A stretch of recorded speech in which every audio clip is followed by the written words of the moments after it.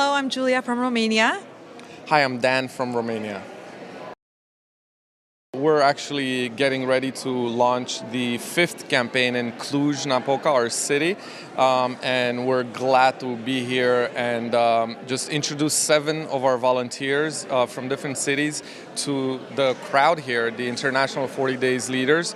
So we're hoping the 40 Days for Life movement can grow beyond the initial 6 cities that have participated so far. So we're really excited that we can sort of pick people's brains and take back all this knowledge and energy back home and see 40 Days grow in Romania as well.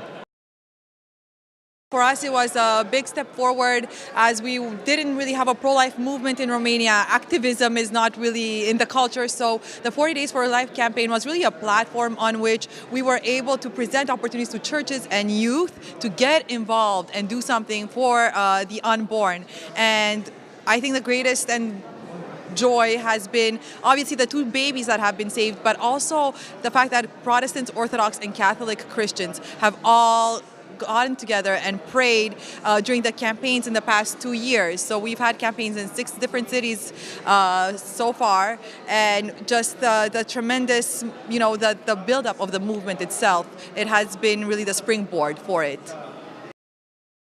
I think there's a lot to hope for, but maybe one of the main things that we're hopeful for is to see Christians united. I think there's this sort of sleeping giant, and in Romania it's really the majority of the country are Christians, different denominations, but I think if the churches unite around these fundamental issues of life and marriage, then I think the country can change. And what gives me hope is that we've seen the church unite, and we've seen things happening that have never really happened before. Bishops and priests and pastors praying together in the street. So this gives me hope. And the second thing that gives me hope is the fact that we have such a young team. There's really young people getting involved in this movement. So that gives me hope. Well, I think one of the things that was most encouraging for us is we, as a culture, as a society, we didn't know what the reaction would be to this kind of a campaign. Like I said, in Romania, people do not speak out. It was 40 years of communism, of not being allowed to speak out and, even address the idea of human rights. So when we started this, we were very apprehensive, and it was such a surprise to see how many people supported us, how many people were so proud of these young people in the street.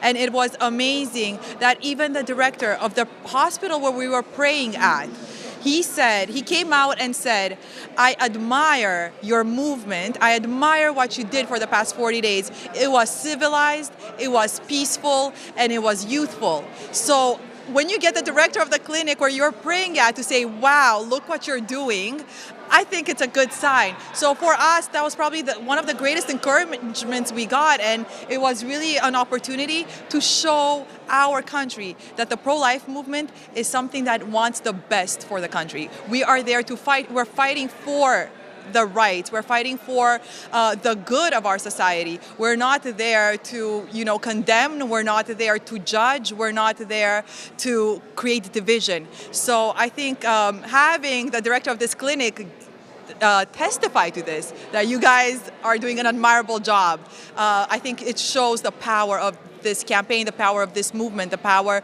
of the pro-life action itself.